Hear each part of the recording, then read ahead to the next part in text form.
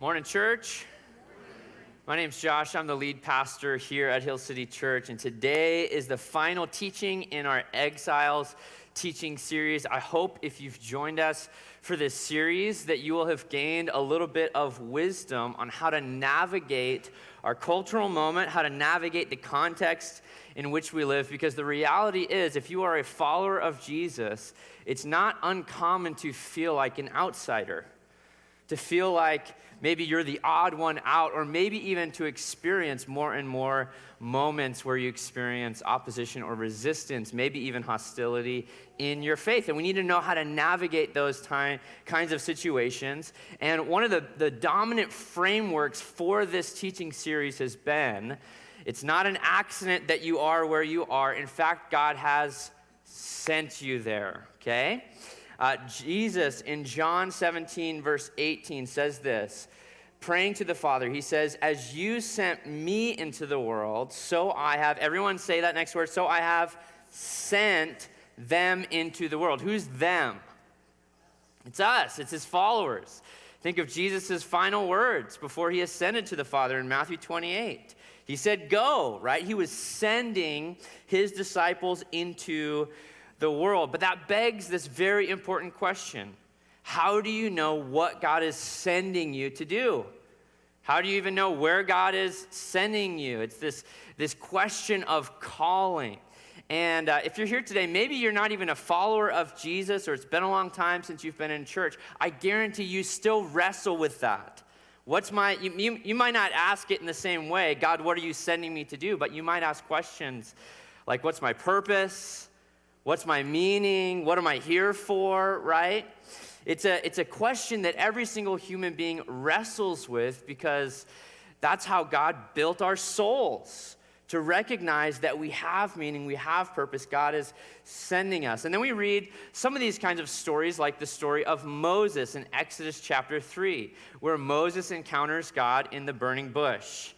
And we kind of get ourselves into trouble at times because God speaks audibly to Moses and he tells him exactly where to go and exactly what to do. God says, I am sending you to Pharaoh so that you'll tell Pharaoh, let my people go, right? He says, this is the person I'm sending you to, the location, there's the timing, and he gives him the instructions. Here's the problem with that, though. How many times has God spoken through a burning bush?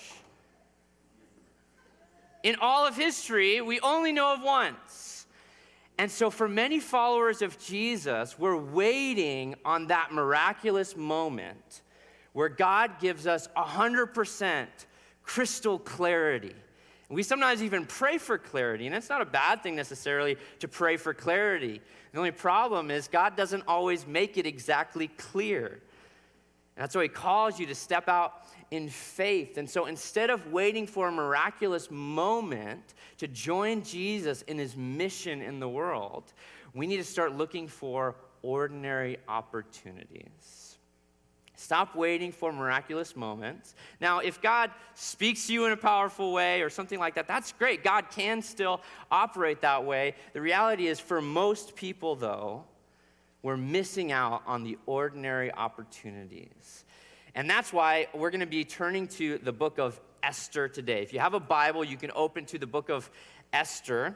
And the reality is, for many of us, we experience God's calling not like Moses in the burning bush. We experience God's calling much like Esther, who, the story of Esther is so ordinary that she almost missed it.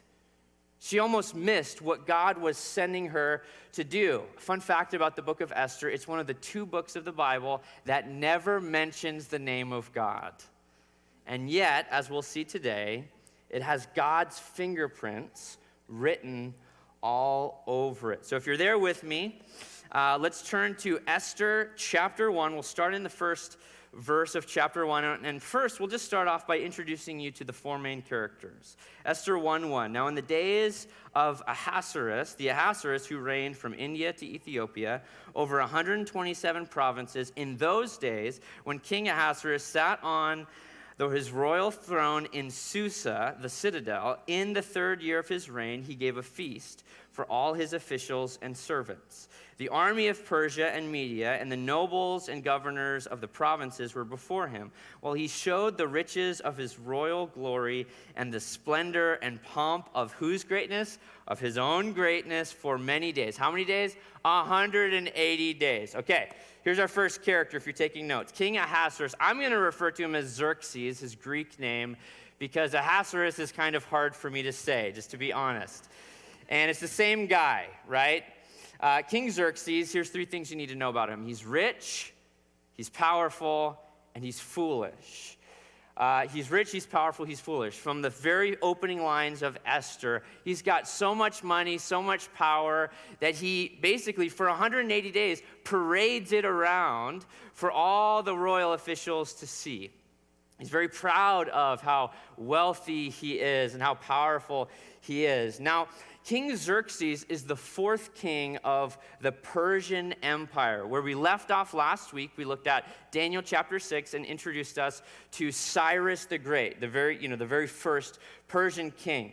Now, that was in 539 BC that Cyrus the Great took the throne. And there's Cambyses in 530 BC, Darius the First in 522, and then Xerxes began his rule in 486 BC, okay? So just to set this in the historical context, this is the third year of Xerxes' reign.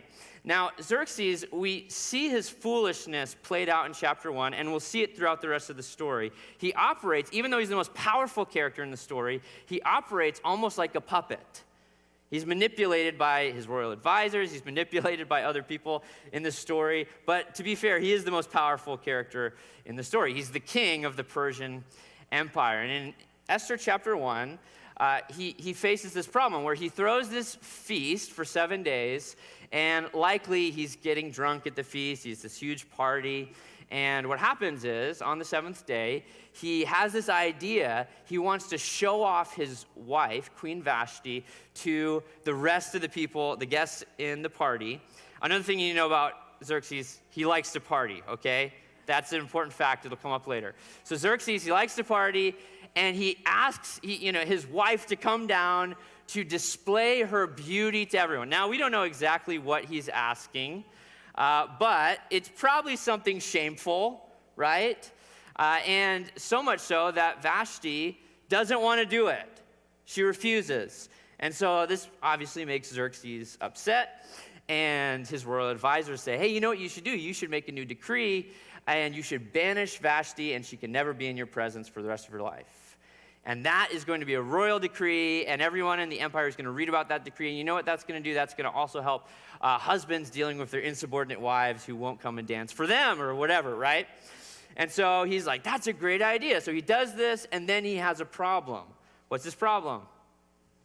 Now he doesn't have a queen anymore. He's like, oh, no, I don't have a queen. And they say, well, we have a great idea. Here's how you can get a new queen. We know you like beautiful women. Let's have a beauty contest to find the most beautiful, eligible woman in the empire, and that young woman will be the next queen. And, of course, that sounds good to Xerxes, okay? So that's King Xerxes. You can kind of already get, can you picture who he is, right? Rich, powerful, and foolish, right? Esther chapter 2, let's see our next character. Esther chapter 2, verse 5. Now there was a Jew in Susa, the citadel, whose name was Mordecai, the son of Jair, the son of Shimei, the son of Kish, a Benjamite, who had been carried away from Jerusalem among the captives carried away with Jeconiah, king of Judah, whom Nebuchadnezzar, king of Babylon, had carried away. Okay, so Mordecai, he's the next character in the story. Mordecai, three things you need to know about him. He's wise, he's honorable, and he's righteous. He's a good guy. And Mordecai's great-grandfather, Kish, who is from the tribe of Benjamin, was carried away in the exile under, this is why it's sometimes tricky to read the Old Testament, under King Jeconiah, also known as King Jehoiachin, okay? So sometimes when we read in Scripture, his name is Jehoiachin. That was the deportation, again, if you've been following on this series, in 597 BC. That was the major deportation of the Jews under King Jehoiachin. So what this means is Mordecai's family has been living in exile for over a century, for over 100 years. And you might kind of fairly ask the question, wait, we're reading Esther, isn't the exile over? And it's like, yes and no, right? Cyrus the Great issued the decree of Cyrus, and that led to about, according to Ezra chapter 2, about 50,000 Jews returning to Jerusalem. And yet, here's Mordecai, a Jew, living in the capital city of the Persian Empire. And he's part of what would be known as the Jewish diaspora, the Jewish dispersion, which is Jews who essentially settled outside of the Promised Land who would never return. And it's this kind of self-imposed exile, that they would live forever in exile. And it's not difficult to imagine someone whose family for 4 generations has now lived in a foreign land, for them to actually decide, I think we're just going to stay. We're just going to stay. And that's Mordecai living as a Jew in the Persian Empire. One of the things, just another side note about Mordecai at the end of chapter 2, just to showcase how honorable, how righteous this man is. He's outside the king's gate, and he hears 2 different servants, royal servants, plotting against King Xerxes, and they want to kill him. And Mordecai decides to alert the king. So he sends a message, he alerts the king, and he saves the king's life because the plot that those servants had actually turned out to be true, and he's not rewarded for it. So he's the kind of guy who does the right thing even when there's no benefit to him, right? He's like, oh, great. He doesn't even get like a pat on the back, thank you. It's like, oh, I'm glad the king's okay. And they forget about the fact that Mordecai helped out. Another thing that shows just how honorable Mordecai is he's actually adopted his much younger cousin, a young woman by the name of, anyone want to guess? Esther. Look at Esther chapter 2, verse 7. He was bringing up Hadassah, that's her Hebrew name, that is Esther, the daughter of his uncle. So it's technically his cousin, but she's much younger, so he operates as her caregiver. For she had neither father nor mother. The young woman had a beautiful figure and was lovely to look at. And when her father and her mother died, Mordecai took her as his own daughter. So this is a beautiful story of adoption in the Old Testament. Here's what you need to know about Esther, our third main character, our leading lady, okay? She's beautiful, she's brave, and she's obedient. She listens. It's actually one of her superpowers. She's very good at doing the right thing when she's given wise counsel or wise instruction, right? From the very beginning, we know that she's beautiful. Can you see some foreshadowing here? What's happening in the palace with Xerxes? They're going to do a beauty contest. What's the very first thing we know about Esther? She's very beautiful. And quickly, she is taken to participate in this beauty contest. And one of the last things that Mordecai tells her before she's taken is conceal your Jewish identity. So this kind of clues us in. Even though they're living in the Persian Empire, there's still some level of Jews being treated as a second-class citizen, possibly anti-Semitism. That'll come up later in the story as well. And she listens. She doesn't tell anyone that she's an Israelite. She doesn't tell anyone that. And then she quickly gains the favor of Haggai, who's the chief eunuch, who's in charge of all the beauty treatments. And it says that she listened to him perfectly. You know, anytime he gave instructions to all the ladies, she did exactly what he said. So she's charming. And it doesn't take long before, she's doing all these beauty treatments. And it's like months. I don't even claim to understand. It's like oils and hair and exfoliation. I don't know. But she's doing all of it, right? She's doing it perfectly. And, it's that moment where, okay, after months and months and months of beauty treatments, Xerxes finally has like the lineup of ladies that are coming in. Has anyone seen The Emperor's New Groove, Disney movie? Anyone? Okay, there's this scene. It's kind of a bad scene, but it's like, hey, king, it's time for your pick your new bride. And he's like, yikes, yikes, yikes. And you have a nice personality, right? And it's kind of like, okay. So I imagine it kind of like that, where Xerxes is like not interested, I don't know which way you swipe on the apps, but he's not swiping the right way. And finally, Esther comes in, and it's like the heavens open and the angels sing, And he's like, yes. And he chooses Esther. And overnight, she goes from being just another maiden, possibly a concubine in the palace, to overnight, she becomes the queen of the Persian Empire. And yet, this is not a Disney movie, and it doesn't end happily ever after. See, we haven't even been introduced to the villain of the story yet. The villain of the story is a royal advisor, one of the highest-ranking officials in the empire. His name is Haman. Here's what you need to know about Haman. He's arrogant, he's angry, and he's racist. He hates the Jews. Haman was a descendant of the Amalekites. Now, the Amalekites, you can read about them in Exodus chapter 17. This will give you a picture for how ancient this grudge is, this rivalry between the Israelites and the Amalekites. Is in Exodus 17, the Israelites have just been freed from hundreds of years of slavery in Egypt.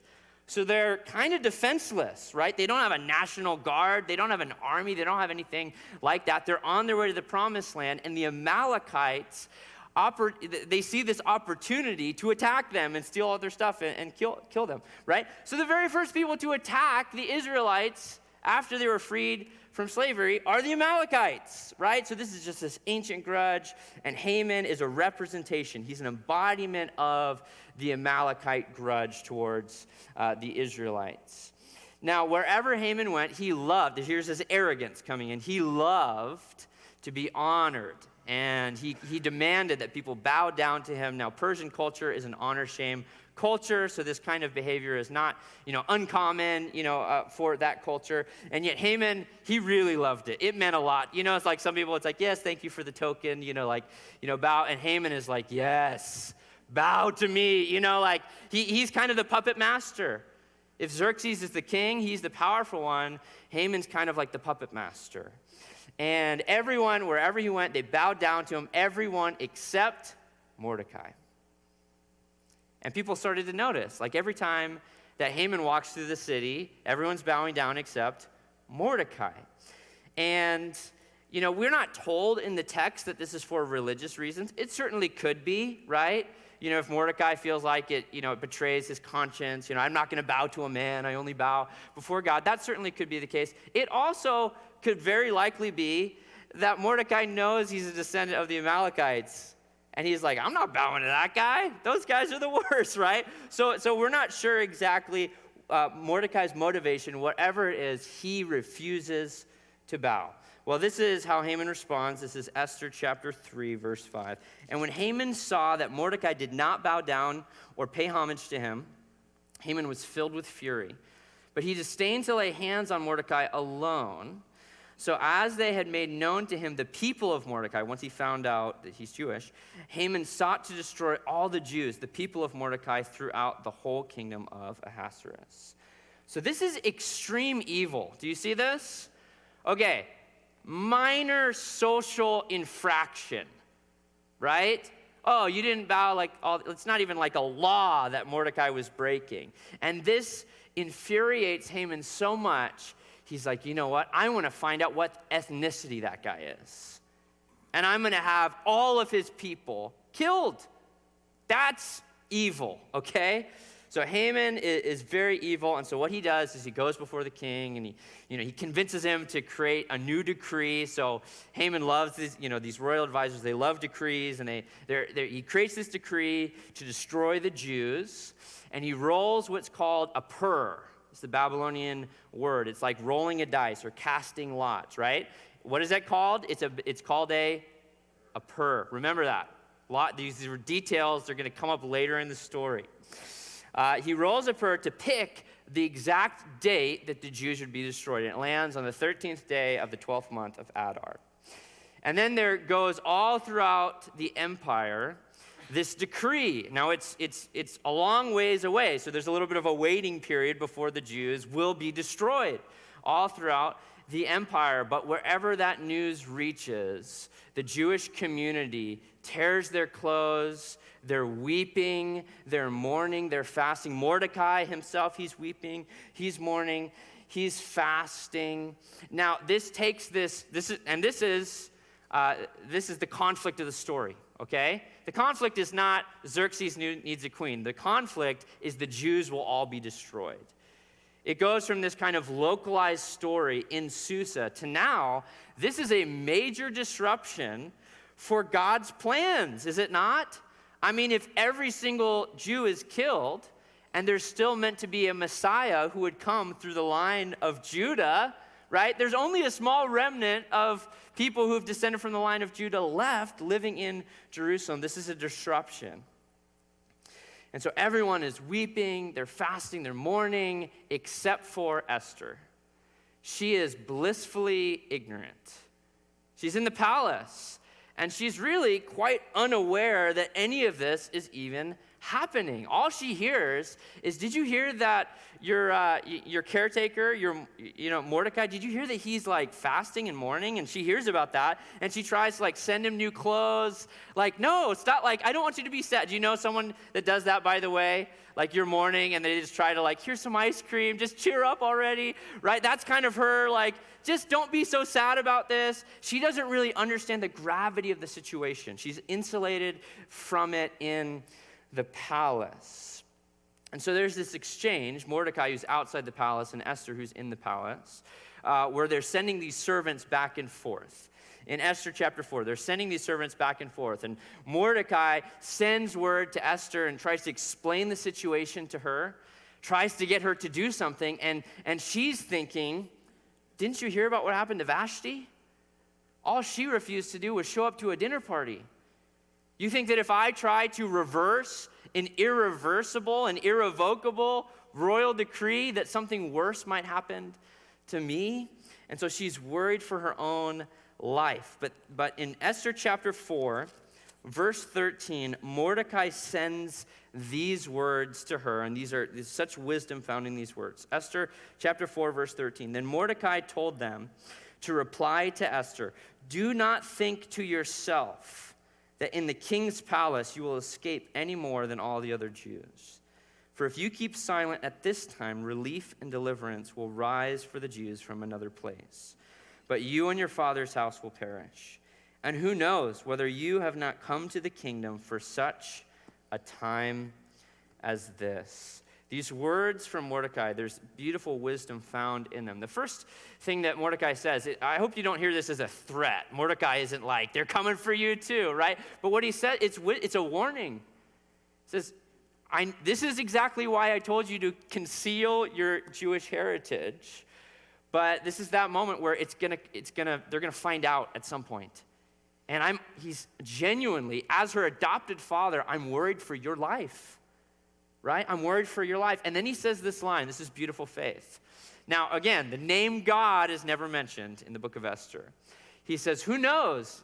You know, if you don't help, salvation will come from another place. I wonder what other place he's thinking of, right? He's talking, God. He knows, then that's confidence. Whether you fulfill what he believes is your God-ordained destiny. Maybe this is why you're so beautiful. Maybe this is why you are the new queen of Persia, right? God is, like in Mordecai's eyes, it's crystal clear. God has perfectly positioned you to step in. And he says that beautiful line, for such a time as this. Who knows, he says, maybe God has you right where he wants you. And Esther, although she's still very much aware of the danger to her own life, Mordecai's words change her mind. Esther chapter 4, verse 16. She says this, go, gather all the Jews to be found in Susa, and hold a fast on my behalf, and do not eat or drink for 3 days, night or day. I and my young women will also fast as you do. Then I will go to the king, though it is against the law. She knows she's in danger, and then she says this line, and if I perish, I perish. You know, that's where we get that line, if I die, I die. It's from Esther. And it's this moment where she calls for a fast. Now, this is a serious fast. It's an absolute fast. No food, no drink, 3 days, day and night. That's a long time to fast. And the God's people have already been fasting, by the way. They've been fasting as a way of mourning, but now she kind of redirects. She says, let's fast as a way of interceding for me. that God will give me favor when I go before the king. The season of Lent is just around the corner. The season of Lent is a 40-day period leading up to Easter, and it's just a period of fasting. I would encourage you to consider, especially if you've never fasted before, try fasting once a week. And we as a church, like imagine the power if 500-600 of us were all fasting and interceding for our lost friends, family members, and neighbors. Do you think that there would be more power this Easter if we were just doing that, if we were mobilized? And I want to encourage you to join me in fasting this Lent and praying that God would move powerfully in Easter. But that's what Esther asks about. She says, we're going to do a fast, and then she gets to the end and she says, if I die, I die. Now, I'm going to summarize the rest of the story of Esther, okay? I would encourage you, it's a beautifully told historical narrative. Read Esther this week. What Esther's plan is after the 3 days, she throws a party because King Xerxes likes to party. She knows him, right? She's like, what am I going to do? What's going to convince him? He loves parties. I'm going to throw a party. She throws this party. She invites the king. She invites Haman as well. And we think this is like the moment, right? You know, tensions are high. Is this the climax of the story? And she doesn't have the nerve. We're not sure if she's like, the timing's not right, or if she maybe gets cold feet. But she throws this party, and King Xerxes is so impressed by her hospitality. He asks her, he says, ask me for anything up to half the kingdom. I'll give it to you.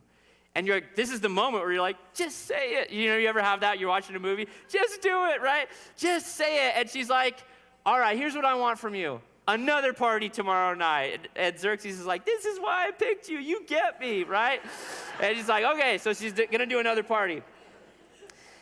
And then Haman, in the meantime, what he does is he just hates Mordecai so much, he's building a special gallows for him to hang. He's like, you know, the 13th day, the 12th month, it's coming up, right? And so he builds this special gallows for Mordecai. And that very night, there's so much irony in the story. That very night, the king can't sleep. And so he's like, what do I do when I can't sleep? And he invites one of his servants to read to him from the royal archives. He's like, my life is so boring. Just read it back to me, and it'll put me to sleep. And the servant reads to him one of the events that happened, you know, a long time ago, and that was the event where Mordecai saved the king's life. And the king is like, wow, that was cool that guy did that for me. Did we ever send him a thank you card, fruit basket, anything? And the servant's like, no, you literally ignored him because you're a very bad king. No, he didn't say that, but he's like, okay, you didn't do anything. And then here's the irony. The king is like, okay, we'll bring Haman in here. And he's like, Haman, what do you think should be done for someone who the king is pleased with? And Haman thinks it's who? He thinks it's him, obviously, because he's arrogant. And he's like, well, you should get the king's royal robes and his royal pony and parade him throughout the town. And everyone's going to be like, you're the best guy ever. And so the king Xerxes is like, do it, except for it's not for you, it's for Mordecai. And Haman's like, no, right? And so that next day, so this is crazy irony, right? So that next day, Haman is like leading this parade for his mortal enemy, Mordecai, and he just hates him so much. And he goes home and he tells his wife how much he hates him. And she's like, I know work is hard, honey. And he's like, you don't get it. And while he's speaking to his wife, there's like humor and irony in this story, okay? Some of you read the Bible, you're like, it's boring. He's like, no, this is amazing. And he's there, he's telling his wife, while he's complaining to his wife about how much he hates Mordecai, the servant comes and gets him. He's like, time for party number 2. And he's like, oh, I got to go to this party now. So he goes to the party. And Esther does the same thing as the day before, where it's beautiful. She gets all of the king's favorite snackies, you know, and like decorate. She's just like, great. And the king says, you've done it again. Ask me for anything, up to half my kingdom. And this is the moment where Esther's brave, okay? You see it, you're just like, just say it. Just tell him, okay? And this is what true bravery is, by the way, is not someone who's just has no fear. Have you seen those rock climbers who climb mountains with no ropes? They've actually done brain scans on those guys. There's something wrong with their heads. There actually is. Like, I'm not just like trying to slam them, but it's like, they're like, yeah, you're missing kind of like a important part of your brain. Anyways, that's not, I mean, yeah, that's fearless, but that's not necessarily bravery. Bravery is knowing the danger and actually deciding it's worth it to go through with it anyways. Even when you're scared to death. And Esther, I think that's why she didn't ask him the first banquet, because she just truly was just so afraid for her life. But here at the second banquet, she has this opportunity, and you're reading the story, you're like, just say it. And her face gets low, her countenance falls, and she says, there's been a plot to destroy my people. Every single person, in my family, my friends, my community, they will be destroyed. And it's just been grieving me. And this is a moment where the king is like, I had no idea. And he literally signed the document, by the way. But he has no idea. And she says, who would do this? Who could do such a thing? And Esther utters the line, a foe and an enemy, the wicked Haman. And all eyes turn to Haman, and he's like, ah! And the rest of the story goes like this. The gallows that Haman had custom built to hang Mordecai, Haman is hanged on those gallows.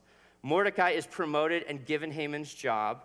The new decree is written that the Jews will now be protected on the 13th day of the 12th month. So he can't undo the decree because it's just kind of a silly rule in the Persian Empire, right? You can't reverse the decree, but he actually issues a new decree that the Jews their defenses will be bolstered and they're saved that day. And to this day, there is now a Jewish holiday, an annual holiday called the Feast of Purim, which celebrates the day that the Pur rolled, and that was a day of destruction God used as a day of salvation for his people. Isn't that an amazing story? Isn't that amazing? And like I said, the name of God is not mentioned one time throughout the story. Can you see God's fingerprints? It's all over it. It's all over the story. So here's what I want to do. I want to give you 3 questions that you can ask, okay? Let's bring this back to our world. 3 questions that you can ask to identify your calling. Where is God sending you? What does God want you to do? Who knows? Maybe you are exactly where he wants you. The question number 1 is this. What do you care about? Your heart has to be in it. If you're going to do something for God, God isn't looking for us to do things for him reluctantly. Our heart has to be in it. What do you care about? Esther was unwilling to help until she cared about the safety of her people to the same degree as Mordecai. Do you see that? And this is actually this moment where I've said this before, but God's calling is not necessarily about, hyper-individualized like we think about it, but the key to finding God's plans for me is actually understanding God's plans for us. God will help you identify your purpose, your calling, in the context of his covenant people. If you're trying to do this alone, it's not going to work. You're going to end up like Esther, being maybe 1 inch away from what God wants you to do, but being totally unaware of it. We need a person like Mordecai. You need a Mordecai in your life who can actually, kind of nudge you a little bit and say, why don't you care about this? There's this injustice happening right under your nose. And so we have to care about it. So what do you care about? And that's both in a positive and in a negative sense. In a positive sense, what are you passionate about, right? What makes you excited? For me, I'll just share for me. I'm passionate about truth. I'm passionate about truth. I call it the light bulb moment for me. So it's why I'm a preacher. It's one of my favorite things is when I can see it in your eyes, right? When someone goes from super confused, that doesn't make any sense. So there's this it's I get it now, right? The light bulb moment. And I that's just always excited me. I've always enjoyed being able to help someone connect the dots and for the light bulbs, for things to make sense. But then it's also in a negative sense. What do you care about?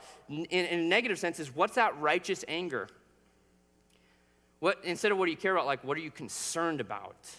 That everyone else, it doesn't even seem to bother them, right? But every time you think about human trafficking, every time you think about social injustice, every time you think about poverty, every time you think about illiteracy, whatever that problem is, other people seem to kind of oh, well, too bad for them, but for you, it's just really bothers you.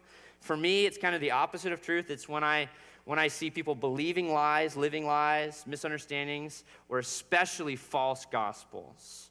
Like that to me is just like, kills me inside.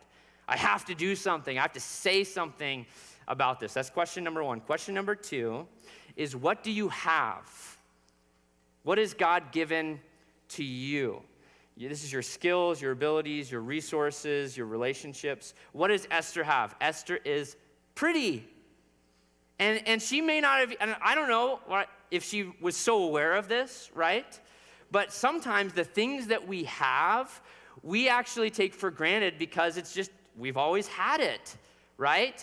And it may even take someone else telling you, do you realize how beautiful you are, Esther? And so Esther is beautiful, she's charming. Maybe she's taking that for granted, but she probably knew it when she won the most beautiful girl in all the land contest, right? But you don't have to wait to win some sort of contest or be validated by what you have. You just have to simply recognize what you've been given. You may not recognize it's a gift because it's always just come naturally to you. For me, I never really thought about myself as a public speaker. And then, you want to talk about contests. When I was in elementary school, there was a speech contest. Anyone do a speech contest? I memorized Green Eggs and Ham by Dr. Seuss. I won the speech contest on that. By the way, that's just like a pro tip right there. It's only actually one paragraph long, but then you read it and it just adds one line so I only had to memorize like 10 lines or whatever. Won the speech contest, hands down, elementary school. And for me, I was just kind of like, oh, that's great. It didn't really dawn on me. Like looking back, I'm like, oh, even as like a 10-year-old, I didn't really have a problem getting up in front of people and talking about green eggs and ham, right? Now, that's what I do every single week. And it's just one of those kind of natural things. Look at your own life and maybe even ask people around you. What do you think? What do you see that I have? What are those skills, abilities, resources that you have? And question number 3 is, what have you been through?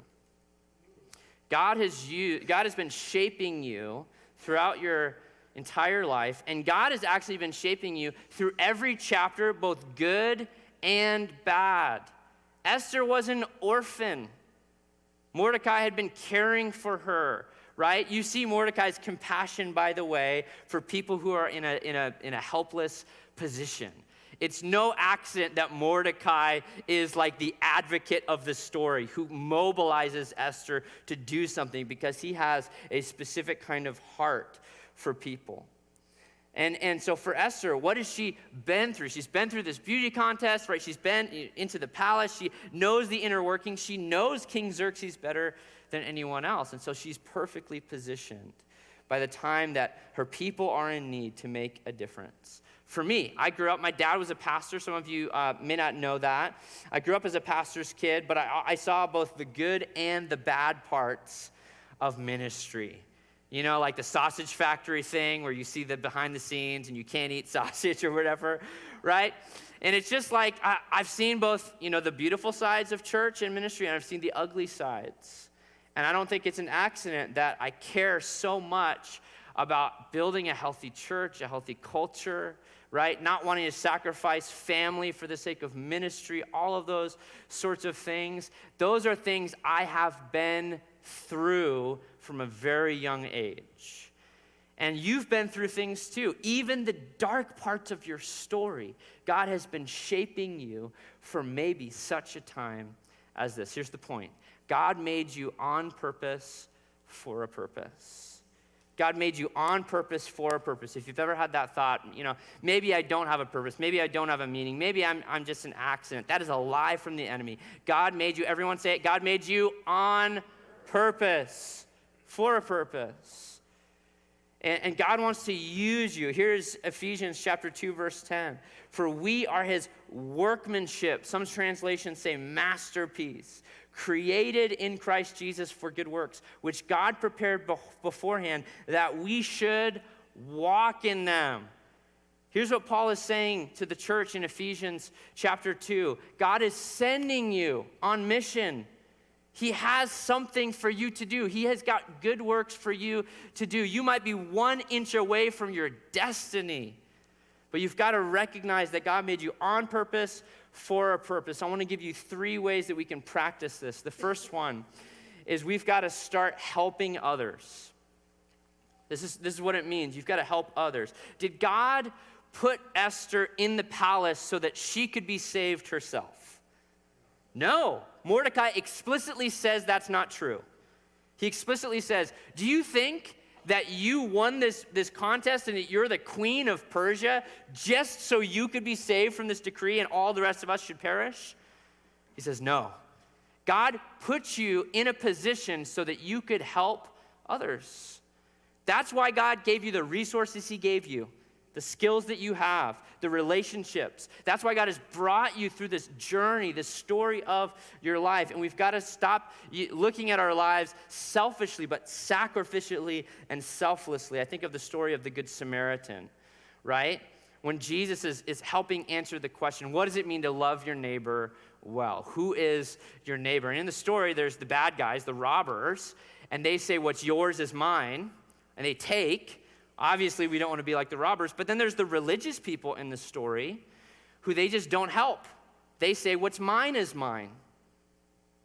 And I think of so many Christians in the church today. It's not that we're robbers. It's not that we're bad people. We're just not using our lives to step in and help when we're 1 inch away from the situation, the ordinary opportunity that God has given you. And then there's the Samaritan in the story. He doesn't say what's yours is mine. He doesn't say what's mine is mine. He says what's mine is yours. And he lives his life selflessly. And according to Jesus, that's love. And that's what Jesus commands of us. So that's the first thing to practice, helping others. The second thing is pay the cost. Do you realize there's always a cost associated with your calling? For Esther, the cost was obviously her life, her position, her safety. And she has to get to the point where she's willing to say, if I die, I die. And so for us, even if you have a heart to help others, this is often where it stops for most followers of Jesus. You get to the point where you see an opportunity, you're starting to walk by the Holy Spirit and listen to the Holy Spirit. You've got a heart, you've got compassion, and then you get to the point where you're like, I'm just so busy next week. Or there's a financial cost. Things are kind of tight. Or there's a relational cost. I don't really like being around that person, but I feel like the Spirit is leading me to share the gospel with that person. Really? You want me to lead that person to Christ, right? There's a cost. There's always a cost. Jesus said, take up your cross, deny yourself, and follow me. The reality is it may never be easy, but it's always going to be worth it. Sienna Scott, in an article about Esther, she says this: sometimes choosing the right thing may cost us greatly.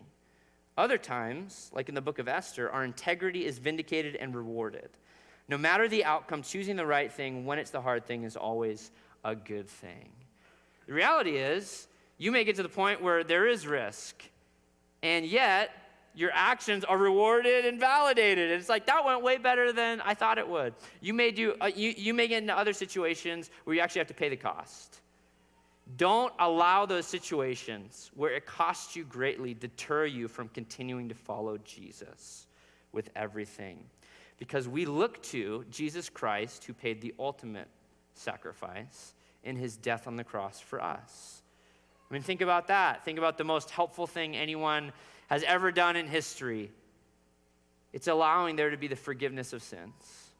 And it's Jesus Christ paying that cost on the cross. Look a little bit later in Ephesians chapter 2, verse 13. But now, in Christ Jesus, you who were once far off have been brought near by the blood of Christ. That's the cost of forgiveness. God doesn't wave a magic wand and sins are just forgiven. The penalty has to be paid. The punishment has to be made. And it is in Jesus Christ, the Son of God, his blood on the cross poured out for you and for me. His death, burial, and then his resurrection, where 3 days later he rose in victory so that we can share in that victory, so that we can be forgiven of our sins. We can be raised up into a new life with him. And I just want to invite you, if you've never received the gospel by faith, today can be the day that you receive that gift of God's grace and you pray and you ask God to forgive your sin and to lead your life. I want to invite you to respond through baptism. It's the way Jesus instructed us to respond, to be baptized in the name of the Father, the Son, and the Holy Spirit. If you want to learn more about baptism, you can find out more at hillcityboise.org/baptism. But you've got to know, once you put your faith in Jesus, once you respond to the good news of the gospel, here's what's going to happen. Here's what's going to happen. That's really the starting line of this journey of following Jesus. This journey that will take place throughout the rest of your life, where he's going to invite you, not just to an initial decision of faith, he's going to invite you to steps of faith every single day for the rest of your life. So here's the third thing for us to do, church, is to join God. To join God. To recognize you probably won't wake up. In fact, I hope you don't expect to wake up and you open, your front door and you see a bush that's on fire and you're like, man, this is crazy. Hey, little buddy, it's like, it's probably not going to happen. Stop waiting for some miraculous moment where you're going to get 100% crystal clear clarity to begin following Jesus with everything. And just take the first murky, muddy, uncertain step. I think this is the way that God is leading me and calling me. It's certainly not easy. I know it's for the sake of others. I know it's for the sake of God's kingdom. But would you pray that we have eyes to see what God is already doing? His name is never mentioned in Esther. And yet his fingerprints are written all over that story. And as you look at your life, both in the past, but also as you look at your life today, would you have eyes to join God in the mission to reach the lost? Let's stand and worship our God.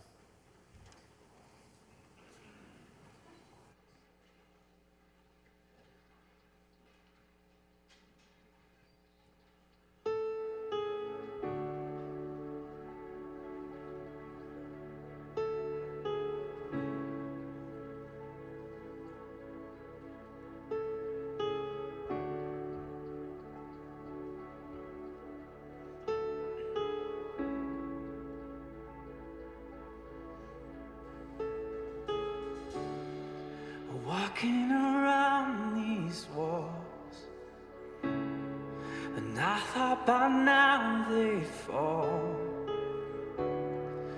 but you have never failed me yet.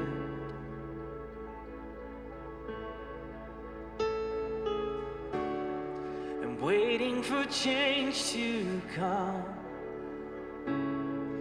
knowing the battle's won. For you have never failed me yet.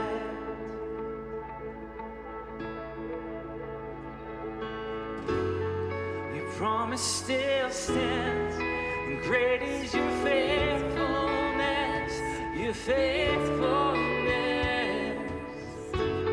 I'm still in your hands, and this is my confidence. You've never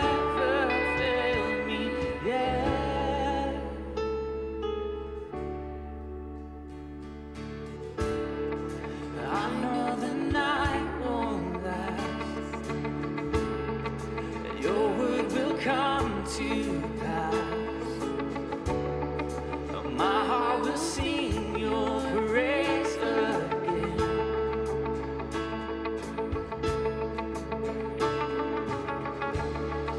And Jesus, you're still enough. Keep me within your love. My heart will sing your praise again.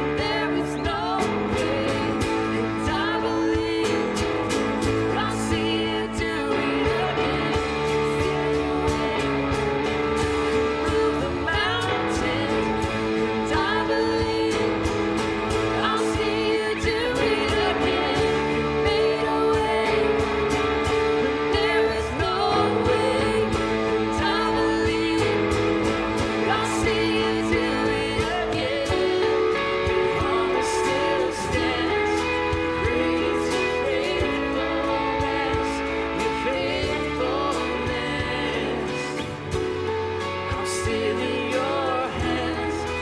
This is my confidence. You never fail me. The promise still stands. Great is your faithfulness. Your faithfulness. I'm still in your hands. This is my confidence. You never fail me yet.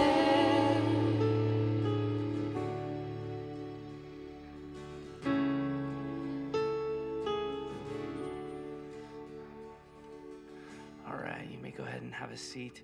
So we go over just a couple things real quick. I want to invite Dylan up. If you guys can give a hand to Dylan as he comes up, shares with us real quick. Morning, church. So just an announcement. We have a cool young adult retreat coming up in March next month on the 16th. So if you how you qualify to being a young adult is if you're in your 20s or you're college age. So not to give the boot to those 30-year-olds. So apologize. But no, this is really going to be a fun event where we're just really connecting with one another, worshiping, hot springing, playing games, and really just diving deeper into the Word and our relationship with God.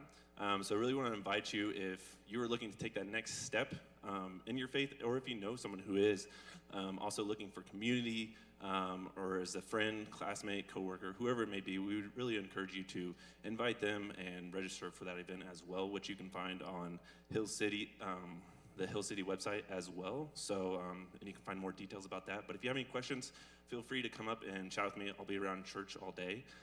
But yeah, thank you so much. And all the young adults in the room said whoop whoop. And all the 30-year-olds said, oh. Dang. Hey, we also are in our last week of promoting our life groups. We would love to have you join a life group. If you're not in one already, we want to thank everybody who stepped up. We've got new groups that have already started just in this last week. And God's doing amazing things. In our group, we just filled up. And so I know it's great that there's new groups that are here. And it's amazing to just be in relationship with people and see how God's bringing people to our valley, people who haven't even been in Idaho that long. And they're getting to know people here at the church by getting plugged in right away. And what better way to do that? So we want to invite you to sign up for our life group. You can do that on your Connect card. You can always do that on our app, through Church Center, or online. We also want to invite you to give this morning. We give because God gave. We've seen that already today. We've celebrated that He's with us and He's given so much to us. So we just want to give back and worship. If you're new with us, we don't make you give here. It's just something we want to give an opportunity for those who are partners with us and want to call this place home. So we would love for you to partner with us through giving and to be obedient to Christ in that way. You can give at the back or through the app or online. And then lastly, we have prayer available. If you need something for prayer, if there's something we can be praying for you about or lift up, Moses, we all have those people in our life who hold us up, right? And if you need somebody to hold you up in this day or this age, I just had some things I was going through this last week. Some family members passed away, and prayer is an amazing thing. And even people who maybe don't understand, what faith looks like, it's amazing that when we go through those hard times in our life, how we look to God. And maybe that's you today. Maybe you've been going through something and you just need to turn to the Lord. And we have people who are down here willing to pray with you, if that's you. With that, would you go ahead and stand? I'm going to share a blessing with you over you today. So would the Lord bless you and keep you? Would the Lord make His face to shine upon you and be gracious to you? And may the Lord turn His face toward you and give you peace. Go in peace.